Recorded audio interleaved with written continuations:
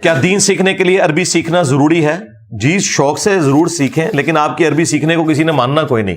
آپ عربی سیکھ کے جب قرآن و سنت سے انہیں ترجمہ کر کے بتائیں گے یہ کہ ہم آپ کو مانیں گے نہیں. یہ تو کہیں گے میں اعلیٰ حضرت کا ترجمہ دکھاؤ. تو میرے بھائی جو آپ نے اتنی ذلت کاٹنی ہے اور اینڈ پہ انہوں نے ترجمہ اعلیٰ حضرت کا ماننا ہے یا اشرفی تھانوی کا ماننا ہے، تو ڈائریکٹ ان کو دکھاؤ نا سورۃ الاعراف کی آیت نمبر 188. کام بھی ختم کرو to cut the story short. اور پیرلل میں آپ عربی ضرور سیکھیں، یہ آپ کا شوق ہے. لیکن چونکہ وہ بڑے بڑے علماء جو آپ کے اوپر اعتراض کریں گے، ان کے بھی بڑے بزرگوں نے سب سے بہترین تراجم اردو زبان میں، جن کو ان کے ماننے والے بھی مانتے ہیں کہ یہ ترجمے صحیح ہیں، وہ کر دیے ہیں. تو آپ کا تو مسئلہ حل ہو چکا ہے. آپ نے کیوں دوبارہ سے پہیا ایجاد کرنا ہے؟ ویل انوینٹ کرنے کی ضرورت نہیں ہے. انہی کا ترجمہ انہی کو دکھائیں، خود بھی ہدایت حاصل کریں، ان کو بھی دیں. باقی آپ نے عربی ضرور سیکھنی ہے، وہ ضرور سیکھیں. آپ کی عربی کو انہوں نے ماننا کوئی نہیں. وہ ایک دوسرے سے نہیں مانتے. کبھی کسی دیوبندی عالم نے کہا کہ آپ اعلیٰ حضرت کا ترجمہ پڑھیں، وہ سب سے بہتر ہے. بریلویوں نے تو کبھی کہنا ہی نہیں نا کہ دیوبندہ تے اہل حدیث پڑھو، کہتے وہ تو ہے ہی گمراہ نے. ساڈے کو ڈگریاں منگتے جے تھے. اپنی حالت یہ ہے کہ ایک دوسروں کے ڈگری والے علماء کو ان کا جاہل بھی فالوور کہہ رہا ہوتا ہے ایک گمراہ ہے. یہ ڈگری کی ٹوٹل اوقات ہے. کیا ایک مسلمان کے لیے کمپیریٹیو ریلیجن کی اسٹڈی کرنا ضروری ہے یا قرآن و سنت پر ہی اکتفا کر لیں؟ ٹھیک ہے، آپ کرنا چاہتے ہیں ضرور کریں، لیکن پہلے قرآن و سنت پڑھیں. آپ کے پاس نہ قرآن کا نالج نہ سنت کا نالج، اور آپ لوگوں کی ٹیمپرڈ شدہ جو مذاہب ہیں ان کی اسٹڈی کرنا شروع کر دیں تو آپ کو کون عقل مند کہے گا؟ اور یہ سب کا کام بھی نہیں ہے، صرف ان لوگوں کا کام ہے جنہوں نے کوئی دعوت و تبلیغ کا معاملہ کرنا ہے. ورنہ آپ کا اگر شوق ہے ضرور پڑھیں، کس نے منع کیا آپ کو، لیکن پہلے قرآن و سنت پڑھ لیں. سر ایتھیسٹ سے خدا پر بات کیسے کی جائے؟ جس طرح ہم نے کی ہوئی ہے، from creation to creator. Atheist سے متعلق 10 کوسچنز میری تفصیلی ویڈیو ریکارڈ ہے. ان سے بات یہ کرنی ہے کائنات خود بخود بن گئی ہے، کسی کے بنانے سے بنی ہے. ٹھیک ہے، یہ کائنات کے اندر جو اتنی ہم آہنگی ہے اور اتنا بیلنس ہے جو میں نے سائنٹیفک فیکٹس کی روشنی میں بیان کیا ہے، ایک ہی ویڈیو کافی ہے میری.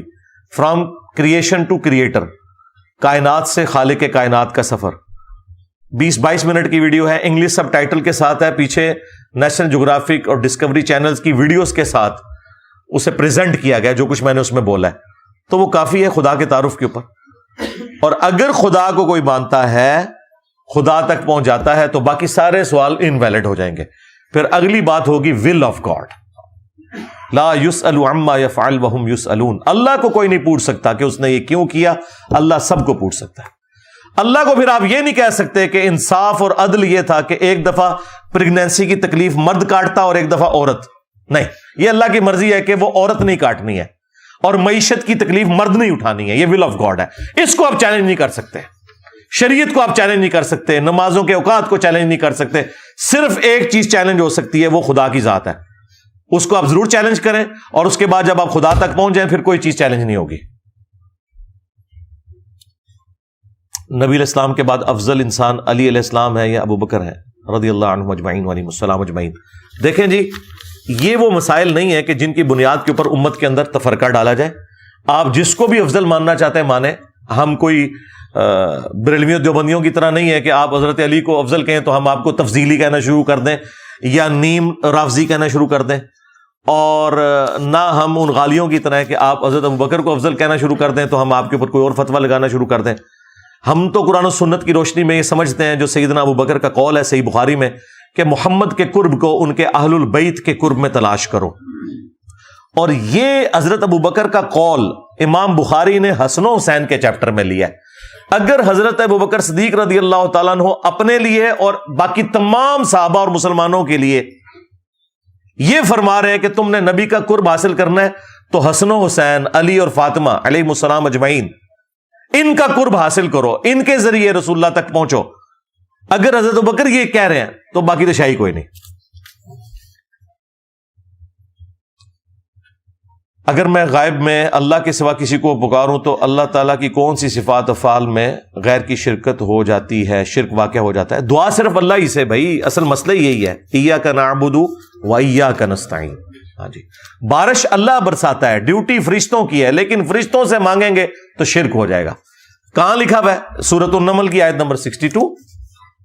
بھلا بتاؤ تو کون ہے جو فریاد سنتا ہے مصیبت اور اضطراب میں گھرے ہوئے شخص کی. امن یجیب المضطر اذا دعا ویکشف السوء، اور اس سے اس کی تکلیف کو دور کر دیتا ہے اور تمہیں زمین پر اگلوں کا خلیفہ کرتا ہے. اِلٰہٌ مع اللہ، کیا اللہ کے ساتھ کوئی اور الہ بھی ہے جو دعا سننے والا ہے؟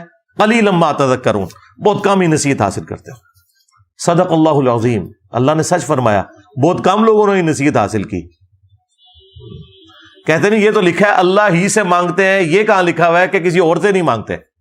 اندازہ کریں. تو میں نے بتا دیا تھا یہ لکھا ہوا ہے الہ مع اللہ، کیا اللہ کے ساتھ کوئی اور الہ بھی ہے جس سے مانگا جا سکے؟ امام بخاری حدیث لکھنے سے پہلے غسل اور 2 رکعت نفل پڑھتے تھے. بھئی یہ کیا یہ بدعت ہے؟ پہلے تو یہ ثابت کرے نا کہ یہ ہے بھی ہے کہ نہیں. اور دوسرا، اس طرح کا اگر کوئی عمل اختیار کرتا ہے تو اس کا ذاتی شغف ہوگا، اس کا ہمارے سے کوئی لینا دینا نہیں. اگر امام مالک رحمہ اللہ اہتمام کرتے تھے درس حدیث سے پہلے خوشبو لگانا، تو یہ اپنی اصل میں ہے. اس طرح کے اگر کوئی تعظیم کے اعتبار سے کوئی معاملات کرتا ہے تو اس کا ذاتی شغف ہو سکتا ہے، وہ دین کوئی نہیں ہے. سیدھی سی بات ہے. خود امام مالک دیکھیں، موطا امام مالک میں نقل کر رہے ہیں کہ عبداللہ بن عمر جو ہیں وہ حج اور عمرے کے موقع کے اوپر صرف سر کا حلق نہیں کرواتے تھے بلکہ داڑھی کا بھی قصر کرتے تھے، یعنی داڑھی کاٹنے کو بھی وہ حج اور عمرے کا حصے کے طور پہ کرتے تھے. اس پہ امام مالک نے پھر نیچے کامنٹس کیے ہیں کہ یہ امت کے لیے یہ مشروع نہیں ہے، یہ عبداللہ بن عمر کا ذاتی عمل ہے کہ وہ یہ سمجھتے تھے کہ صرف سر کے بال نہ کاٹے جائیں حج اور عمرے پہ، داڑھی بھی تھوڑی سی کاٹ لی جائے. تو امام مالک دیکھیں عبداللہ بن عمر کے عمل کے اوپر لکھ رہے ہیں کہ یہ ان کا ذاتی شغف تھا. امت کے لیے صرف یہ ہے کہ سر کے بال کاٹنا یا موڑنا کافی ہے، داڑھی کا قصر کروانا کوئی ضروری نہیں. ویسے تو مٹھی کے بعد داڑھی آپ کاٹ سکتے ہیں، لیکن وہ اس کو یعنی مشروع سمجھتے تھے اپنے حق میں. بلکہ الموطا امام مالک میں آتا ہے کہ جس سال عبداللہ بن عمر نے حج کرنا ہوتا تھا جان بوجھ کے اپنی داڑھی کو مٹھی سے بڑھا لیتے تھے. رمضان کے بعد وہ کاٹتے ہی نہیں تھے تاکہ میں اسے حج عمرے پہ کاٹوں گا. تو امام مالک نے کہا ان کا ذاتی شغف تھا. تو اس طرح کی اگر کوئی چیزیں رپورٹ بھی ہو جائے تو ان سے تمہارے بابوں کی بدعتیں نہیں ثابت ہوتی ہیں جو انہوں نے دین میں خود سے داخل کر دی ہوئی ہیں. ٹھیک ہے، ہمارے نزدیک تو یہ چیزیں ثابت ہی نہیں جی، یہ جھوٹ باندھا گیا. آپ نے جو نماز میں ہاتھ باندھنے کا طریقہ بتایا، یہ طریقہ امت کے تواتر کے شروع کے اماموں سے ثابت نہیں، تو پھر ہتھیلی پر ہتھیلی والا طریقہ تو تواتر ثابت. بھائی آپ جس طرح مرضی باندھ لیں، آپ چھوڑ کے پڑھ لیں. اس ٹاپک کو میں کئی دفعہ ایڈریس کر چکا ہوں. آپ کی مرضی میرے بھائی. دایاں ہاتھ بائیں زیرہ پہ رکھیں، دایاں ہاتھ اس جگہ پہ رکھنا چاہتے ہیں یوں رکھ لیں. بات یہ کہ آپ نے ناف سے اوپر اس کو باندھنا ہے، اور دوسرا یہ کہ ہاتھ چھوڑ کے.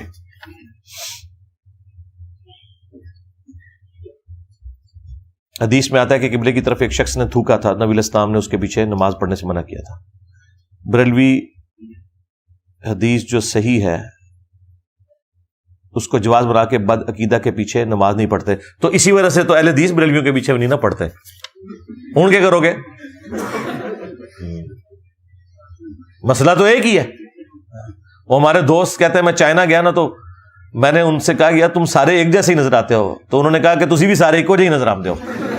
ہاں، اور حقیقت بات ہے. وہ کہتے ہیں جب میں پھر ایئرپورٹ آیا تو میں نے دیکھا واقعی یار ہم سارے بھی ایک جیسے ہی ہیں. انڈینز جتنے ہیں نا، انڈیا پاکستان بنگلہ دیش کے لوگ، ان کی شکلیں بھی ایک جیسی ہیں جس طرح چائنیز کی ایک جیسی ہیں، سب کانٹیننٹ کے لوگوں کی بھی ایک جیسی ہیں. تو جس طرح آپ لوگ یہ سمجھتے ہیں نا کہ اہل حدیث جو ہے بد عقیدہ ہے، تو وہ بھی آپ کے بارے میں یہی کچھ سمجھتے ہیں. ٹھیک ہے، تو اس طرح کے معاملات کو نہ لے کے چلیں. یہ آپ کے اپنے ایک نظریات ہیں. ہمارے نزدیک تو جنہوں نے اپنے ناموں کے کلمے پڑھوانے والے بزرگوں کی کتابیں چھاپی، ان کا جھوٹا دفاع کیا، تو ہم تو انہیں بھی بد عقیدہ سمجھتے ہیں، لیکن ان کی برائی کا وبال انہی کے اوپر ہے. سیدنا عثمان نے جو فتویٰ دے دیا ہے ہم اس کے پیچھے ہے. صحیح بخاری 695. جو بلوائی آئے ہوئے تھے، امام بخاری نے باب باندھا ہے کہ فتنوں کا امام اور بدعتی امام، اس کے پیچھے نماز پڑھنا. تو ان کی بد عقیدگی حضرت عثمان کے اوپر کھلی ہوئی تھی، اس کے باوجود انہوں نے کہا نماز ان کے پیچھے پڑھو. مسلمان ہے، کلمہ گو ہے، ان کی برائی کا وبال ان کے اوپر ہوگا. نماز میں ان کا ساتھ دو، باقی کاموں میں لگ رہو. اس پہ میری تفصیلی ویڈیو ہے، شرک والے امام کے پیچھے نماز. تقلید حرام ہے یا حلال؟ اگر حرام ہے تو آپ مختلف وفات شدہ علماء کی کسی حدیث پر رائے کیوں پیش کرتے ہیں؟ تقلید تو ہے کہ بغیر دلیل کے کسی کی بات کو ماننا، تو آپ ہماری بات کو بھی بغیر دلیل کے نہ مانیں. بالکل ہم قرآن و سنت کی روشنی میں جو دلائل رکھتے ہیں وہ آپ اگر اس کو صحیح سمجھتے ہیں تو اس پہ عمل کریں، نہیں سمجھتے تو نہ کریں.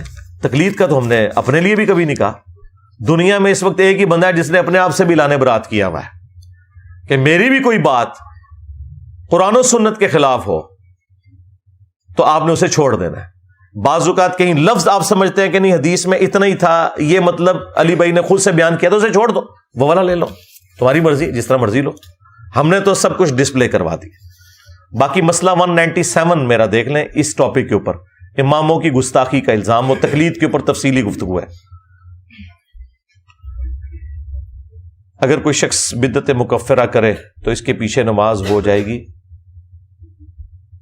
جی اگر کوئی کفر والی کر رہا ہے، لیکن وہ کفر کی ڈیفینیشن پھر ایگریڈ اپان ہونی چاہیے، اختلافی نہیں ہونی چاہیے.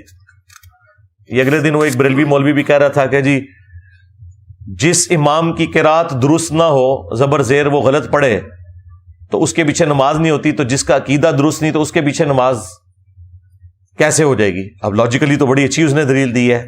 وہ لوگ بیٹھے ہوئے سبحان اللہ کہہ رہے تھے، انہیں یہ پتہ ہی نہیں تھا کہ یہ اپنے اوپر ہی آپ سبحان اللہ پڑھ رہے ہو، کیونکہ اہل حدیث تمہارے بارے میں یہی کہتے ہیں کہ تمہاری قرات بھی اچھی ہے لیکن تمہارا عقیدہ خراب ہے، اور تم اہل حدیث کے بارے میں یہی سمجھتے ہو. دیوبند تمہارے بارے میں یہ سمجھتے ہیں، تم دیوبند کے بارے میں یہی سمجھتے ہو. شیعہ کو تو چھوڑ دو، ان کو تو ویسے ہی تم لوگوں نے بہت دور نکال کے پھینک دیا ہوا ہے. تو اس بات کو آپ سمجھ لیں، جو اجماعی عقیدے ہیں نا ان کے اندر کوئی کرپشن کرتا ہے تو آپ اس کے پیچھے نماز نہ پڑھیں. لیکن جو عقائد ایسے ہیں جو بعد کی پیداوار ہیں، اس میں دو رائے ہو گئی ہیں، تو کسی کو اگر دھوکہ لگ گیا ہوا تو آپ اس کے ساتھ اپنے معاملات کو اسی طریقے سے معروف طریقے سے لے کے چلیں گے. مثلاً یہ حاضر و ناصر کا مسئلہ ہے، علم غیب کا مسئلہ ہے، اس میں دو رائے ہیں نا. ٹھیک ہے قرآن و سنت کی روشنی میں ہم ایک رائے کو صحیح سمجھتے ہیں، لیکن جو دوسرے لوگ سمجھے ہوئے ہیں انہیں بھی تو دھوکہ ان کے بزرگ بابوں نے کسی چیز سے دیا ہوا ہے نا. ہاں اگر وہ کسی واضح چیز کے اوپر کریں تو آپ انہیں کافر بھی کہیں، جس طرح قادیانیوں نے کیا. قادیانیوں نے ختم نبوت کی وہ تعبیر بیان کی ہے جو امت میں کبھی بھی نہیں رہی، کسی کی بھی، اس لیے ہم ان کو کافر سمجھتے ہیں. ورنہ اسی لیول کے کام کسی نہ کسی درجے میں تو ساروں نے ڈالے ہوئے تھے، لیکن وہ اپنی تعویل کر لیتے ہیں. جب ہم تھوڑا زور لگاتے ہیں پیچھے ہٹ جاتے ہیں، کہتے ہیں کتابیں بدل گئی ہوئی ہیں. تو اس مسئلے کو سمجھیں، جو اجماعی مسائل ہیں نا، جس طرح اللہ ایک ہے، یہ اجماعی مسئلہ ہے. آگے اللہ کی صفات کے اوپر کسی کو کوئی اختلاف ہے، استواء علی العرش کے مسئلے کے اوپر تو دو رائے شروع سے چلتی آ رہی ہیں. ٹھیک ہے، آپ جس کو صحیح سمجھتے ہیں دلیل کی روشنی میں آپ اس کو اڈاپٹ کریں، دوسروں کو آپ بتائیں کہ یہ عقیدہ گمراہی پر مبنی ہے، لیکن آپ ان کو کافر نہیں کہیں گے، انہیں بھی غلطی لگی ہوئی ہے. اس امت میں بڑی بڑی ہستیوں نے پوری نیک نیتی کے ساتھ امت کا جنازہ نکالا ہے. انہوں نے یہی سمجھا کہ یہی اس کی صحیح تعبیر تھی، لیکن غلطی لگ گئی. تو اس لیے یہ معاملہ بالکل ڈیفرنٹ ہے. جو قرات کی غلطی ہوتی ہے نا، جان بوجھ کے کوئی سورۃ الفاتحہ کی زبر زیر غلط پڑتا ہے، تو اب یہ غلطی سب کے نزدیک غلطی ہے. اس لیے کہا جاتا ہے کہ نماز نہیں ہوگی، آپ کسی قرآن جاننے والے کو آگے کریں. لیکن جو باقی غلطیاں ہیں عقائد کی، ان کے اندر دو رائے پائی جاتی ہے. سمجھ رہے ہیں نا میری بات؟ ہاں، یہ مسئلہ بھی میں نے آپ کا حل کر دیا. یہ اکثر لوگ پوچھتے تھے زبر زیر غلط پڑھ دے تو نماز نہیں ہوتی، عقیدے غلط ہوئے تھے. انجینئر صاحب کہتے ہیں جی شرک بھی کردہ ہوئے تھے. اور بھائی یہ جو شرک کی ڈیفینیشن ہم سمجھ رہے ہیں نا قرآن و سنت کی روشنی میں، وہ اس چیز کو شرک مان ہی نہیں رہے. ہم نے ان کو سمجھانا ہے. اگر ہم ان کو کافر کہیں گے تو پھر آپ سمجھا بیٹھے، یہ طریقہ نہیں ہوگا. اور یہ بات بھی حقیقت ہے کہ جنہوں نے توحید کا کام کیا ہے انہوں نے بھی پھر توحید سمجھاتے سمجھاتے پھر توہین بھی کر دی، اس کا بھی پھر نقصان ہوا. اب دیکھیں اسماعیل دہلوی نے اتنی زبردست کتاب لکھی تقویۃ الایمان، لیکن بعض جگہ اس نے ایسے عجیب و غریب جملے لکھ دیے ہیں، انبیاء یا اولیاء چمار سے زیادہ ذلیل ہے، نعوذ باللہ، اللہ کے سامنے. اب یہ بات اس کو صحیح طریقے سے یوں کیا جا سکتا تھا کہ اللہ کے مقابلے پر کوئی جن، کوئی فرشتہ، کوئی پیغمبر، کوئی بڑے سے بڑا انسان، کوئی شے نہیں ہے اللہ کے مقابلے پر. بالکل ٹھیک بات تھی، لیکن اس نے کہا چمار سے زیادہ ذلیل، یعنی وہ جو چوڑا چمار جس کو وہ یعنی صفائی کرنے والا جو ہے نا، اس سے بھی زیادہ انبیاء یہ تو نہیں ہے نا. انبیاء اکرام کا جو مرتبہ ہے وہ تو مخلوقات میں سب سے اعلیٰ ہے. تو وہ الفاظ کے چناؤ سے, تھوڑے سے چناؤ سے کتنا فرق. اب میں نے تو اس سے بھی بھاری جملہ بول دیا, لیکن میں نے اسے جسٹیفائی کیا قرآن و سنت کی روشنی میں. لیکن انہوں نے توہین امیز جملہ بولا, وہ قرآن و سنت میں فٹ ہی نہیں بیٹھتا تھا. چمار سے زیادہ ذلیل. اس کا مطلب تم کہہ رہے ہو چمار جو ہے وہ کم ذلیل ہے اور یہ زیادہ ذلیل ہے. اب یہ اس طرح کے جب جملے استعمال کریں گے پھر وہ بات غلط ہو جائے گی. کہ حضرت علی نے 3 دن گھر میں نماز پڑھی عثمان کے قتل کے بعد اور مسجد میں بدعتوں کے پیچھے نہیں پڑھی ہے؟ اگر نہیں پڑھی تو, اور یار سیدنا عثمان جب معصور تھے اس وقت تو حضرت علی نے بھی کچھ عید کی نمازیں, جمعے کی نمازیں پڑھائی ہیں. اور باقی یہ جو وقتی طور پہ اگر وہ 3 دن پڑھی تو یہ تو خود اس میں جواب آ گیا. 3 دن پڑھی, اس سے پہلے اور بعد میں ان کے پیچھے ہی پڑھ رہے تھے, تو جواب وچ ہی آ گیا. سوائے ابلیس کے جہاں میں سبھی خوشیاں منا رہے ہیں, کیا میلاد نہ منانے والا ابلیس ہے؟ ان کو یہ پتہ ہی نہیں ہے کہ میلاد منانے کا طریقہ کیا ہے. صحیح مسلم میں حدیث ہے, نبی علیہ السلام پیر کا روزہ رکھتے تھے. پوچھا گیا کیوں رکھتے ہیں؟ فرمایا فیہ ولدت وفیہ انزل علیہ, اس دن میں پیدا ہوا, اس دن مجھ پہ پہلی وحی نازل ہوئی. میلاد منانے کا طریقہ ہے پیر کا روزہ. اس کے علاوہ جو طریقے انہوں نے اڈاپٹ کیے ہوئے ہیں, اگر کوئی اڈاپٹ نہ کرے اور وہ ابلیس ہے تو یہ ابلیس کا فتویٰ تو پھر سیدھا خلفائے راشدین کے اوپر جا کے لگے گا. کیا مولا علی علیہ السلام نے کوفے کے شہر کے اندر کوئی جلسے جلوس نکالے تھے 12 ربیع الاول کے اوپر اس طریقے سے؟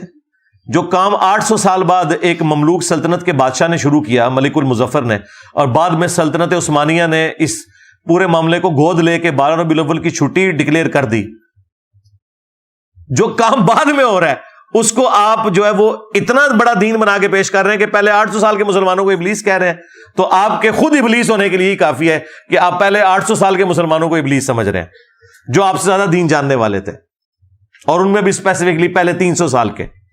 اصحاب الکہف کی کل تعداد کتنی تھی اور یہ کس نبی کا واقعہ ہے؟ یہ حضرت عیسیٰ علیہ السلام کے آلموسٹ آپ سمجھ لیں 100 سال کے بعد کا واقعہ ہے آلموسٹ. اور یہ 7 تعداد ان کی بنتی ہے. قرآن پاک میں تو اللہ تعالیٰ نے 7 کے اوپر جا کے اس معاملے کو ادھر ہی چھوڑ دیا, لیکن جو قرائن بتاتے ہیں, میں نے اصحاب الکہف کے اوپر تفصیلی ویڈیو ریکارڈ کرائی ہے, آپ اصحاب الکہف لکھیں, اس میں میں نے یہ بتایا کہ 7 تعداد ان کی بنتی ہے. اور یہ حضرت عیسیٰ علیہ السلام کے تبع تابعین میں آتے ہیں. تو ظاہر ہے وہ دور پھر حضرت عیسیٰ علیہ السلام کے فالوورز کا دور ہے. عیسیٰ علیہ السلام کے بعد تو کوئی پیغمبر نہیں آیا سوائے ہمارے محبوب صلی اللہ علیہ وآلہ وسلم کے, تو اس لیے یہ حضرت عیسیٰ علیہ السلام ہی ان کے پیغمبر تھے. کیا بخاری میں حدیث ہے کہ نبی اسلام کی ایک عورت پر نگاہ پڑی؟ علماء کہتے ہیں یہ بات راوی حدیث کے متعلق ہے. نہیں, یہ مسلم شریف میں حدیث ہے. تو وہ اچانک نظر پڑ گئی تھی تو پڑھ سکتی ہے, اس میں کون سا ایسا مسئلہ ہے؟ تو نبی علیہ السلام نے فرمایا کہ اس طرح اگر کسی کی نظر پڑ جائے وہ اپنی بیوی کے پاس جائے, اس کے پاس بھی وہی کچھ ہے, اس میں کوئی ایسا مسئلہ ہی نہیں. ہمیں جو صوفیاء کی عبارت سے ہے وہ اس میں یہ لکھا ہے کہ نبی کی نظر پڑی کسی عورت پہ اور وہ عورت اپنے خاوند کے اوپر حرام ہوگی اور اس عورت سے نبی نے خود شادی کر لی. یہ ہے اصل میں گستاخی جو حضرت داؤد علیہ السلام کے بارے میں بھی لکھی ہوئی ہے کشف المحجوب میں, اور نبی علیہ السلام کے بارے میں بھی. اس سے ہمیں اختلاف ہے. میرا دوست 5 وقت نماز پڑھتا ہے لیکن گھر کے کسی کام کے لیے باہر نہیں جاتا. کہتا ہے کہ کسی فتنے کا شکار نہ ہو جاؤں, اس چیز کی بہت کیئر کرتا ہے. اچھا, تو میرے بھائی کب تک وہ اس طرح ہی رہے گا؟ اسے چاہیے کہ یہ تو اسی طریقے سے کوئی شخص جو ہے وہ ایگزامینیشن ہال سے بھاگ جائے خالی پیپر دے کے تو فیل ہی ہو جائے گا. یہی تو آپ کا امتحان ہے, یہی تو ٹیسٹ ہے. تو آپ اپنی نگاہوں کی حفاظت کریں, اپنے معاملات کو صحیح طریقے سے لے کے چلیں. از اٹ permissible اور گڈ ٹو رائٹ فکشن؟ اچھا, یہ سائنس فکشن جو فلمیں وغیرہ لکھی جاتی ہیں اسلامک ٹچ, ٹھیک ہے دے سکتے ہیں, اگر مورل لیسن کے طور پر ہو تو کوئی حرج نہیں. مثالیں اللہ تعالیٰ نے بھی بیان کی ہیں, نبی علیہ السلام نے بھی بیان کی ہیں, وہ آپ کر سکتے ہیں بشرطے کہ اس کے اندر کوئی بےہودگی والا اور شرک والا ایلیمنٹ نہ ہو. کیا دین صرف قرآن میں ہے؟ کیونکہ دوست کہتے ہیں حدیث پڑھنے سے مسئلے ہوتے ہیں. اللہ کے بندو، قرآن پڑھنے سے بھی مسئلے ہوئے ہیں لوگوں کو، جن کو ہوئے ہیں. امت کی اکثریت کو ایاک نعبد و ایاک نستعین سمجھ نہیں آئی ہے. ہاں، تو اس میں قرآن کا کیا قصور ہے؟ قرآن پہ عمل نہ کرنے والوں کا قصور ہے. ٹھیک ہے، تو کوئی مسئلہ نہیں کھڑے ہوتے. مسئلہ اگر آپ خود کھڑا کرنا چاہیں تو ضرور ہو جائے گا. آپ اپنے آپ کو سنی نہ کہیں. سنی کہنا بھی کسی فرقے سے خود کو منسوب کرنا. اس کے اوپر میں کافی دفعہ بول چکا ہوں بھائی. سنی منہج کی بات ہو رہی ہے، فرقے کی بات نہیں ہو رہی. فرقہ واریت کو اگر ہوتے تو میرے بھائی جو سنیوں کے اس وقت ٹھیکیدار بنے ہیں انہوں نے مجھے سنی مان لیا؟ نہیں مانا نا. تو یہی بات آپ کے لیے، یہ اچھا کیا انہوں نے نہیں مانا، تاکہ آپ کو پتا چل جائے کہ میں او والا سنی نہیں. ہاں ٹھیک ہے، سنی منہج پہ ہم، سنی فرقے پہ نہیں ہے. سنی منہج اس لیے کہ ظاہر ہے کہ جو شروع میں ایک تفریق ہوئی ہے اہل سنت اور اہل تشیع کی، اس میں اہل سنت کو حق پہ مانتا ہوں جو خلفائے راشدین کی خلافت کے قائل ہیں. باقی شیعہ کو بھی ہم مسلمان سمجھتے ہیں. ہمارا ان سے یہ ایک مین اختلاف ہے، یہ نہیں کہ ہم ان کی کوئی تکفیر کرتے ہیں. اس اعتبار سے سنی بات کرتے ہیں. میرے دوستوں نے آپ کا اسٹوڈنٹ ہونے کی وجہ سے میرے سے تعلقات ختم کر لیے ہیں. میں ان کے ساتھ تعلقات کیسے قائم رکھ سکوں؟ آپ مجھ سے اعلان برات کر کے ان کے ساتھ اپنے تعلقات استوار کر لیں. ہاں، اور اس کے بعد آپ نے نہ میری کوئی ویڈیو ان کو شیئر کرانی ہے، نہ کوئی کلپ شیئر کروانا ہے. صرف ان ویڈیوز میں جو میں نے آیات اور احادیث دکھائی ہوئی ہیں نا، وہ شیئر کروانی ہے. تو آپ دیکھیں گے کہ وہ شیطان کے ایجنٹ بن چکے ہیں. وہ ان آیات اور احادیث کے اوپر بھی اسی طرح بدکیں گے جس طرح میرے کلپس کے اوپر بدکتے تھے. جب یہ ہو جائے نا تو پھر اب آپ نے ان کو ان کے حال پہ چھوڑ دینا ہے، کیونکہ آپ کو پتا چل جائے گا کہ یہ اللہ رسول کے دشمن ہے، یہ آپ کے استاد کے دشمن نہیں ہے. کیونکہ اس کے بعد تو کوئی گنجائش نہیں نا رہتی. جب آپ کسی کو آیت اور حدیث بتائیں، کلپ نہیں بھیجا آپ نے، اور آگے سے وہ چڑھ رہا ہے، تو کس سے چڑھ رہا ہے؟ قرآن و سنت سے چڑھ رہا ہے. تو پھر آپ اسی حدیث پہ عمل کریں. بخاری اور مسلم میں جو حدیث ہے کہ اس نے ایمان کی حلاوت چکھ لی جس میں 3 نشانیاں ہیں: اللہ اور اس کا محبوب اسے سب دنیا سے بڑھ کر محبوب ہو جائے، دوستی اور دشمنی کا معیار اللہ کی ذات ہو جائے، اور تیسرا کفر کی طرف لوٹایا جانا اتنا ہی مشکل ہو جائے جتنا زندہ آگ میں جلایا جانا. کیا اکیلا آدمی نماز کے لیے اذان یا اقامت کہنا اس کے لیے ضروری ہے؟ جی، سنت کو اسٹیبلش کرنا چاہیے. لیکن اگر کوئی نہیں بھی کہتا نماز اس کی ہو جائے گی. لیکن اگر کوئی اکیلا جنگل میں ہے، کسی پہاڑ پہ ہے، تو وہ سنن نسائی میں حدیث ہے، تیرے رب کو اس گڈریے پہ بڑا پیار آتا ہے جو پہاڑ کی چوٹی پر اکیلا اذان اور اقامت کہہ کے جماعت کرتا ہے یا اکیلا جماعت قائم کرتا ہے، تو اللہ تعالیٰ کو محبوب ہے. لیکن جو اذان اور اقامت ہے یہ مسجد میں جماعت کا پروٹوکول ہے. مسجد کے علاوہ اگر آپ کہیں جماعت کروا رہے ہیں تو آپ خالی اقامت بھی کہہ لیں تو کافی ہے. اذان تو مسجد میں بلانے کے لیے نا. لیکن اگر کوئی اذان کہنا چاہتا ہے ضرور کہے. اہل حدیث جماعت کے عالم نے کربلا ریسرچ پیپر کے جواب میں کتاب لکھی ہے، اس کا کہنا ہے کہ یہ آپ کی زیادہ احادیث ضعیف ہیں. اس کے کہنے کو چھوڑیں، آپ خود تحقیق کریں. ہم نے جو کچھ کربلا والے ریسرچ پیپر میں لکھا ہے ایک ایک حدیث کا ریفرنس لکھ دیا ہے. اکثر احادیث بخاری مسلم سے ہیں، اور اگر اہل حدیث عالم یہ سمجھ رہے ہیں کہ بخاری مسلم کی حدیثیں ضعیف ہیں تو ہمارا مسئلہ حل ہو گیا. ایک اور میری کرامت درست ہوگی. میں نے تو 10 سال پہلے کہا تھا کہ عنقریب اہل حدیث منکرین حدیث ہو جائیں گے، تو اس پہ بھی آپ نے سبحان اللہ ہی پڑھنا ہے. حضرت آدم علیہ السلام کی زبان عربی تھی تو دنیا میں اتنی زبانیں کیسے ایجاد ہوگی؟ جی مجھے تو نہیں پتا کہ ان کی زبان عربی تھی. میرے علم میں نہیں ہے کہ ان کی زبان عربی تھی کہ نہیں. باقی قرآن میں ہے کہ اللہ تعالیٰ نے تمہیں مختلف زبانوں میں بانٹا ہے، قبائل کے اندر بانٹا ہے، قبیلوں میں بانٹا ہے. تو یہ اللہ تعالیٰ نے اپنی نشانیاں بیان فرمائی ہیں اور کہا کہ اس کا مقصد یہ ہے کہ تم پہچانے جا سکو. ساری زبانیں اللہ کی ہیں جی. عربی کے علاوہ بھی باقی زبانیں، جو الہامی کتابیں جو تورات اور انجیل ہے، وہ تو ہبرو لینگویج کے اندر ہوئی ہوئی ہے نا، عبرانی زبان میں.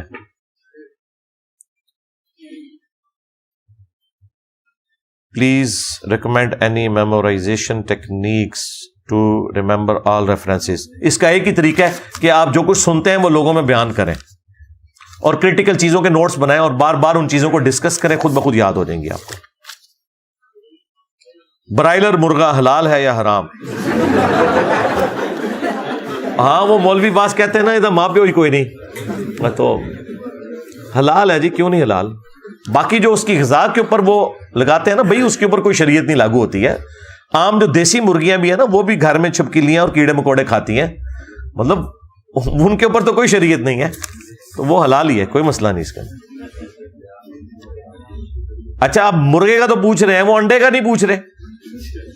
وہ انڈے تو وہ آپ کھا رہے ہیں جو فرٹائل بھی نہیں ہوتے، تو حلال ہے، کوئی مسئلہ نہیں۔ گھر والے اہل سنت ہیں، وہ کہتے ہیں شادی اپنے فرقے میں کرنی ہے۔ اہل سنت تو کوئی فرقہ نہیں ہوگا، بریلوی دیوبندی اہل حدیث ہوں گے۔ اہل سنت یہ کہاں سے آئے؟ ان کا کیا سنیے سے لینا دینا؟ غدارو، عزتیں تم نے قرآن بخاری مسلم کے نام پر ویل کی اور اپنے آپ کو سنی کہا، تم لوگوں کا سنیوں سے کیا لینا دینا؟ ٹھیک ہے، تم بریلوی دیوبندی اہل حدیث ہو، سنی کہاں سے آئے؟ سنی تو وہ ہے جو آج پوری دنیا کے ساتھ ٹکر لیے بیٹھا ہوا ہے قرآن و سنت کی روشنی میں، ٹھیک ہے، تمہارا سنیت سے کیا لینا دینا؟ غدارو، تم نے اہل سنت کے نام کو بیچا ہے۔ اہل سنت وہ ہوگا کہ اسے آپ قرآن کی آیت بتاتے ہوئے ڈریں، بخاری مسلم سے نماز کا طریقہ بتاتے ہوئے ڈریں، وہ تو سنیت کا غدار ہے، ان کا سنیت سے کیا لینا دینا؟ تو وہ آپ بالکل سنیوں میں ہی آپ نے رشتہ کرنا ہے، جڑے صحیح سنی نے ٹنیاں ہی نہ کرنا، اے ٹنی جے نا۔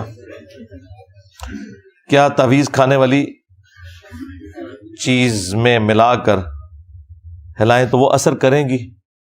ہاں اثر تو ہوگا، اس میں جو سیاہی ہے وہ گھل جائے گی، آپ کے پیٹ کے اندر جائے گی، بیماری ہو جائے گی، ٹھیک ہے، یہی اثر ہوئے گا تھوڑے تے۔ ہاں بس وہ فوڈ گریڈ مٹیریل کی انک ہونی چاہیے اس میں، رنگ جو ہو نا، تاکہ کم از کم آپ کا معدہ نہ خراب کرے، باقی دوسرا والا اثر کوئی نہیں ہے۔ ہاں اس کے لیے آپ نبی علیہ السلام کے تعویذات میری ویڈیو دیکھ لیں۔ تعویذات آخری 3 صورتیں ہیں المعوذات، 3 پناہ دینے والی صورتیں، صبح و شام آپ نے 3 دفعہ پڑھنی ہے۔ ابو داؤد ترمذی میں آیا ہر چیز سے کفایت کریں گی، اور بخاری میں آیا کہ رات کو سونے سے پہلے آپ نے 3 دفعہ آخری 3 صورتیں پڑھ کے ہاتھوں پہ پھونک کے پورے جسم پہ یوں دم کرنا ہے۔ اور مسلم شریف میں آیا کہ نبی علیہ السلام کے گھر والوں میں کوئی بیمار ہوتا تو آپ یہ آخری 3 صورتیں پڑھ کے اس پہ دم کیا کرتے تھے۔ بس یہ ہیں جی مدنی تعویذات، یہ ہیں۔ اولاد کی خاطر کسی عورت سے شادی کرنا اور بعد میں طلاق دے دینا عورت کی مرضی کے ساتھ اسلام میں کیسا ہے؟ یعنی پہلے ہی آپ نے طے کیا ہوا ہے تو پھر تو نکاح ہوا ہی نہیں ہے، یہ تو اس سے تو یہی لگ رہا ہے، وہ نکاح ہی نہیں ہوگا جو پہلے آپ نے طے کیا ہے۔ والد صاحب نے بولا ہے کہ انجینئر کو سنو یا گھر سے نکل جاؤ۔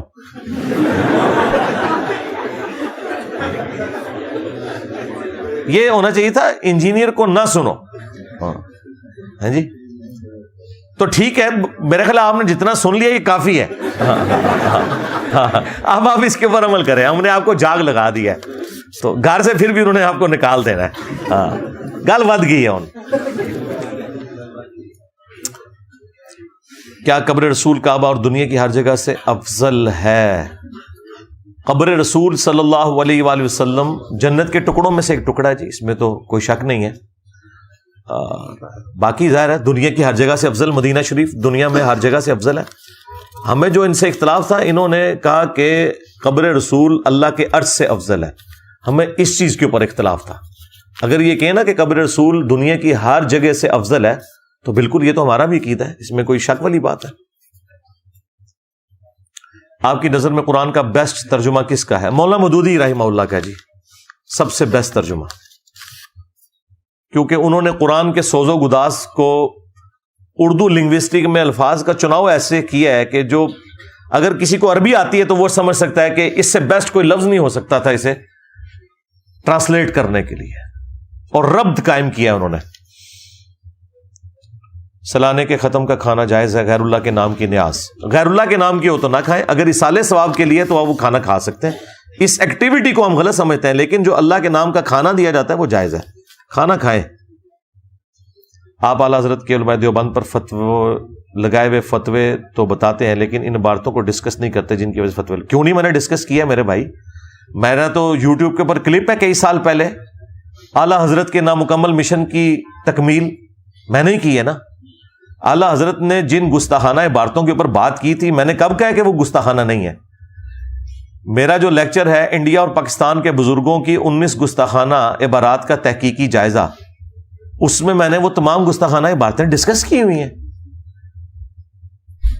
تو آپ تک اگر آپ کے خلاف کوئی عبارت پہنچی ہے تو شاید آپ نے سمجھ لی ہے، میں تو ان کو ڈسکس کیا ہوا ہے، لیکن میں نے اس میں ویلیو ایڈیشن کیا ہے کہ اعلیٰ حضرت جی اپنے گھر کی بھی صفائی کریں، آپ کے بزرگوں کی بھی اسی قسم کی باتیں تھی۔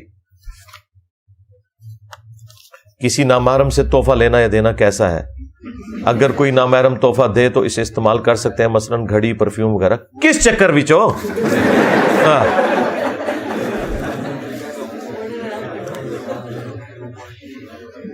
نکلو انہاں چیزوں تو باہر. مدلس، تدلیس، سما کی تصریح والی روایت، الفاظ کا مطلب اور تشریح، جی اس کے اوپر میری ویڈیو ریکارڈ ہو چکی بھی ہے. آپ کتاب پڑھیں، مسلم شریف ہے وہ کتاب جس میں تدلیس کے اوپر لکھا ہوا ہے. اور اسی طریقے سے ابن حجر اسقلانی کی ایک کتاب ہے. باقی آپ میری ویڈیو جو کچھ عرصہ پہلے اپلوڈ ہوئی ہے، مدلس کیان والی روایت، کیا امام مسلم آخری وقت میں شیعہ ہو گئے تھے، اس میں نے تفصیل سے بیان کیا. اللہ کے نبی علیہ السلام نے حضرت عائشہ کو اصحاب یوسف کیوں کہا؟ دیکھیں، ایک تو شیعہ نے اس میں جو رافضی تھے غالی، انہوں نے اس سے امہات المومنین کی توہین کی، اس کو بنیاد بنا کے نبی علیہ السلام نے ایک مثال دی تھی کہ جس طرح یوسف علیہ السلام کو تکلیف اٹھانی پڑی ان عورتوں کی وجہ سے، اسی طرح مجھے اپنی بیوی سے تکلیف اٹھانی پڑ رہی ہے کہ جب میں نے یہ حکم دیا ہے کہ حضرت ابو بکر امامت کروائیں گے تو تم لوگ مجھے یہ کیوں مجبور کر رہے ہو کہ حضرت عمر کو مصلی پہ کھڑا کیا جائے. حضرت عائشہ کہتی تھی کہ حضرت ابو بکر آپ سے بڑی عقیدت رکھتے ہیں، وہ آپ کے مصلی پہ کھڑے ہوئے تو وہ نماز نہیں پڑھا سکیں گے، اس غم سے کہ آج یہ دن مجھے دیکھنا پڑا کہ نبی علیہ السلام بیماری کی وجہ سے نہیں آ سک رہے اور میں ان کے مصلی پہ کھڑا ہوں. کیونکہ بخاری مسلم بھی آتا ہے، وہ تو جب حضور نے انہیں کہا تب بھی وہ مصلی چھوڑ گئے کہ ابو قحافہ کے بیٹے کی کیا مجال کہ اللہ کے نبی آ جائیں اور وہ مصلی پہ کھڑا رہے. تو حضرت عائشہ نے مشورہ دیا کہ یہ صحیح بخاری میں آتا ہے کہ آپ حضرت عمر کے یا کسی اور کی ڈیوٹی لگا دیں، لیکن نبی علیہ السلام نے کہا نہیں، ابو بکر کو ہی کہو، وہی نماز پڑھائے. تو اس میں جب بحث ہوئی تو ظاہر نبی علیہ السلام بھی تکلیف میں تھے، تو پھر آپ نے کہا کہ تم تو یوسف والیاں ہو، جس طرح یوسف کو تکلیف ہوئی تھی نا ان عورتوں سے، مجھے اپنی بیویوں سے ہو رہی ہے. اس کا قطعاً یہ مقصد نہیں ہے کہ جو یوسف والی جو عورتیں تھیں جو بے حیائی کا کام انہوں نے کیا وہ نعوذ باللہ نبی علیہ السلام کی بیویاں کر رہی تھی. نہیں، تکلیف جس طرح ان کو اٹھانی پڑی نبی علیہ السلام کو اٹھانی پڑی. تکلیف کے پوائنٹ آف ویو سے بات ہو رہی ہے، ایگزیکٹلی 100% نہیں مثال ہوتی جب آپ کسی کا ریپلیکا بنا رہے ہوتے ہو نا. اب دیکھیں قرآن میں تو سیدہ عائشہ اور حفصہ کا بیان ہوا نبی علیہ السلام کو جو ان سے تکلیف اٹھانی پڑی سورہ تحریم میں، لیکن اینڈ پہ اللہ تعالیٰ نے مثال ان بیویوں کی دی جو کافرہ تھیں، نوح کی بیوی اور لوط کی بیوی علیہم السلام. اور وہاں بھی کچھ غالی لوگ جو ہے وہ یاسر الحبیب جو غالی رافضی ہے ملعون، وہ اس کو گھسیٹ گھساٹ کے ادھر لے گیا. یہ نہیں ہوتا. اس طرح کی جو مثالیں دی جاتی ہیں وہ صرف ایک ایگزامپل کے طور پر ہوتی ہے بات. اس ایگزامپل کا مطلب یہ نہیں ہوتا کہ 100% وہی بات ہے، 100% نہیں ہوتی ہے، یعنی ایک کمپیرزن کروایا جاتا ہے.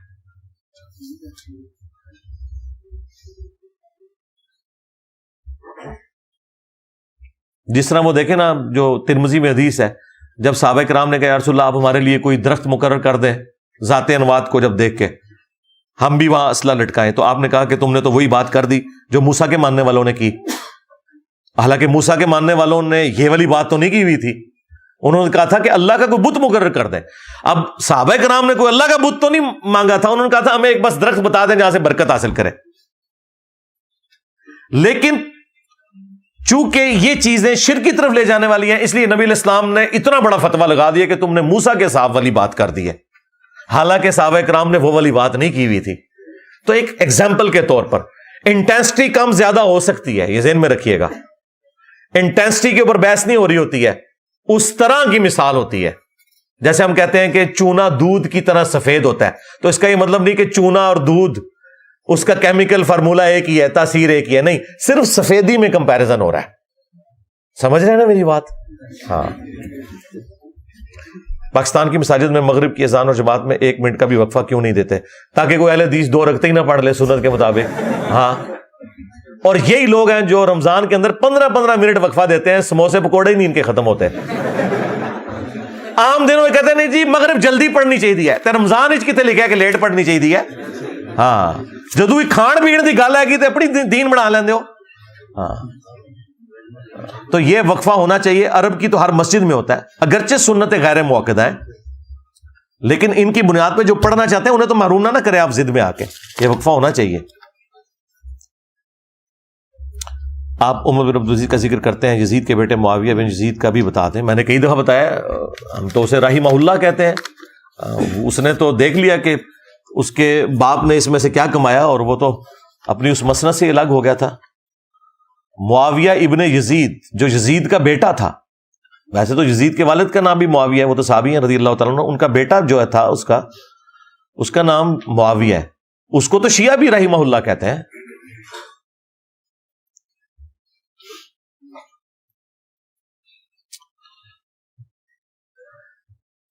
اچھا، یہ وہی پرانا سوال آ گیا کہ نبی الاسلام نے فرمایا کہ میں اپنے صحابہ کے بارے میں تمہیں جو ہے وہ خوف دلاتا ہوں، خاموشی اختیار کرو، اور تلک امۃ قد خلت. یار یہ آپ کو یہ چیزیں بتائی نہیں گئی ہیں کیا؟ کربلا سے متعلق سوال ہوگا، یہ آپ میری ویڈیو دیکھ لیں، میں نے ان آیات کو ڈسکس کیا. یہ تو نیکیوں کے بارے میں، برائیوں کے بارے میں نہیں. باقی یہ جو کہا کہ آپ بات کر رہے ہیں کہ نبی الاسلام نے کہا ہے کہ ان کے بارے میں اللہ تعالیٰ کا تمہیں خوف دلاتا ہوں، بالکل خوف کھائیں اور کسی صحابی کے بارے میں کوئی لان تان والا معاملہ نہ کریں.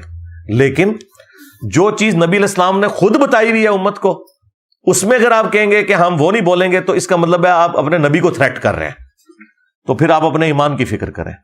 اگر نبی علیہ السلام نے فرمایا نا کہ عمار کو باغی جماعت قتل کرے گی، تو ہم اس جماعت کو باغی سمجھتے ہیں. اگر آپ کہیں گے کہ آپ نے نہیں کرنا، تو یہی تو کام بریلوی آپ کے ساتھ کر رہے تھے کہ قل انما انا بشر مثلکم، اے نبی تم کہہ دو میں بھی انسان ہوں، اسپیشی کے طور پر، مرتبے کی بات نہیں ہو رہی. تو بریلوی کہتے ہیں کہ یار یہ آپ نے توہین کر دی ہے. تو نبی کو کہا گیا کہ آپ خود کہیں، آپ نہیں نبی کو کہہ سکتے. جیسا کہتے ہیں نا تسی نہیں کہہ سکتے کسی نو باغی. تو ادھر وابیوں کا دین وہاں نہیں بدل جاتا ہے. ایک جگہ کھلو نا، ایک ٹکٹ دو مزے تو نہ کرو. میں ایک بھی نہیں کرن دیا گا، دو مزے خراب.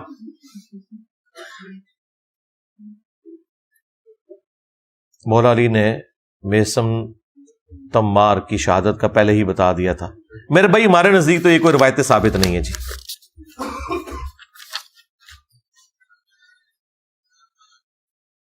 نماز قصر دور حاضر کے حساب سے کتنے کلومیٹر کے بعد پڑھی جا سکتی ہے؟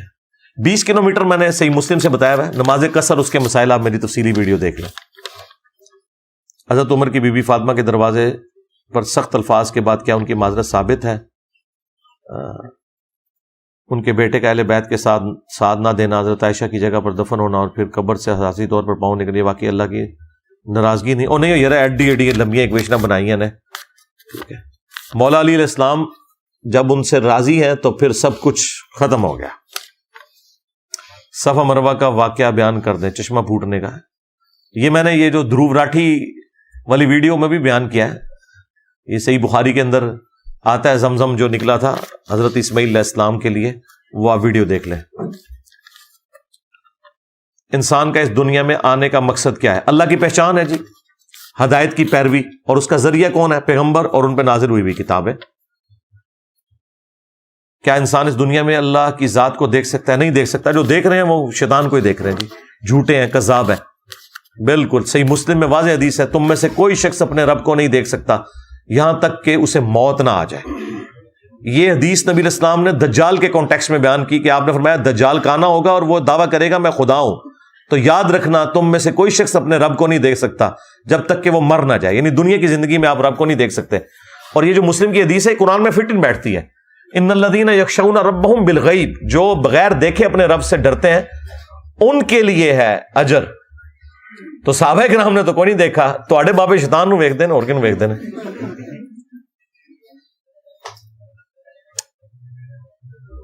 آپ ایک حدیث بیان کرتے ہیں قیامت گن 1000 میں سے ایک جنتی ہوگا باقی جہنمی. مکمل حدیث میں ہے کہ یاجوج ماجوج ہوں گے. تو آپ سے سوال ہے کہ آپ مکمل حدیث بیان کیوں نہیں کرتے؟ میں نے تو اس کا ایک مختصراً حصہ بیان کیا تھا. باقی یہ جو یاجوج ماجوج کے حوالے سے بھی آپ نے بات کی ہوئی ہے. آپ اگر یہ بتانا چاہ رہے ہیں کہ آپ سارے جنتی ہیں تو ایسا نہیں ہے. آپ اس کو ذرا سائڈ پہ کر دیں. قرآن میں آیا ہے کہ جو اکثریت ہے وَلَقَدْ ذَرَأْنَا لِجَهَنَّمَ كَثِيرًا مِنَ الْجِنِّ وَالْإِنسِ، جنوں اور انسانوں کی اکثریت جہنم کے لیے پیدا ہوئی ہے اپنے اعمال کی وجہ سے. یہ پورا مقدمہ ہے نا. آج بھی آپ ذرا مجھے بتائیں نا کہ دنیا میں 8 ارب انسانوں میں سے کتنے ہیں جو اللہ کے صحیح ماننے والے ہیں؟ ویسے تو آپ کہہ دیں گے کہ 2.25 ارب مسلمان ہیں، لیکن 2.25 ارب مسلمان میں سے کتنے ہیں جو مسلمان ہیں اور کتنے شناختی کارڈ والے؟ تو اکثریت تو ہمیشہ گمراہی کے راستے پہ رہے گی. تو یہ جو آپ حدیث کہہ رہے ہیں میں نے کسی لیکچر میں مکمل بھی بیان کی ہوئی ہے کیا کم علمی، کج فہمی، نادانی اللہ کی نصیحت سے لا علمی روز قیامت مشرک کے لیے پناہ گاہ ہو سکتی ہے؟ اللہ کی مرضی ہے جی. ویسے تو یہ کوئی ایکسکیوز نہیں ہے، لیکن اللہ تعالیٰ بہتر سمجھتا ہے کہ کسی شخص کو جو گیون سرکمسٹانسز تھے اس میں اس کو کتنی بات سمجھ آئی.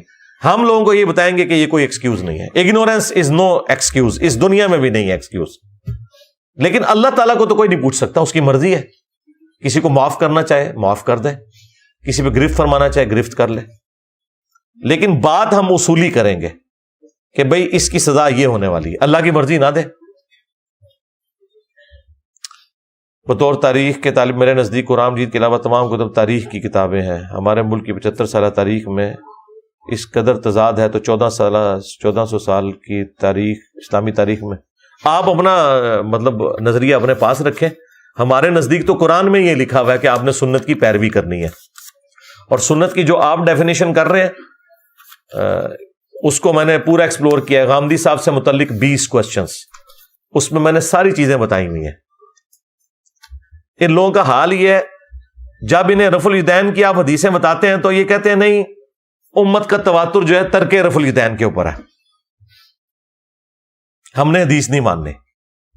پھر ہم یہ کہتے ہیں کہ امت کا جو تواتر آپ بیان کر رہے ہیں وہ تو کافروں کی اولاد ہے. امت انڈیا، پاکستان، بنگلہ دیش کی صحابہ کی اولادیں تو مکہ مدینہ میں وہ تو رفع الیدین کر رہی ہیں. نال ہی کھوتی مر جاندی جنہ دی، چاہے وہ غامدی صاحب ہون یا انہوں دے اندھے فالوور ہون. کیوں بھائی ہوں کتنے گئے تھوڑا تواتر؟ ایک وہ ہیں جو ہندوؤں کی اولادیں ہیں بعد میں مسلمان ہوئے ہیں، ایک جو نسل در نسل صحابہ کی اولادیں ہیں. پورے 1400 سال میں کبھی ایسا نہیں ہوا کہ مکہ مدینہ کی سرزمین کبھی کسی کافر کے قبضے میں گئی ہو. ایون سلطنت عثمانیہ جب ٹوٹی بھی ہے نا، تب بھی وہ عرب امپیریلزم وہاں واپس آ گئی، اہل حدیثوں کی حکومت آ گئی، یا وہابی تحریک کامیاب ہوئی ہے. کافروں کے پاس پھر بھی نہیں گئی یہ حکومت، تو وہاں پھر کوئی اور بات کریں گے. ہم بخاری مسلم سے حدیثیں بتائیں وہ نہیں مانتے. خود تاریخ کے اندر لکھے ہوئے بنو امیہ کے جھوٹ بیان کر کر کے یہ بھی لکھا ہوا ہے، یہ بھی لکھا ہوا ہے. میں حیران ہو رہا ہوں یار، بندہ کس طرح اپنا دین وان بدلتا ہے. کوئی ایک جگہ کھلوو یار، تو مجھ چھڈنے آتے تسی جاندے کدھر ہو رہو.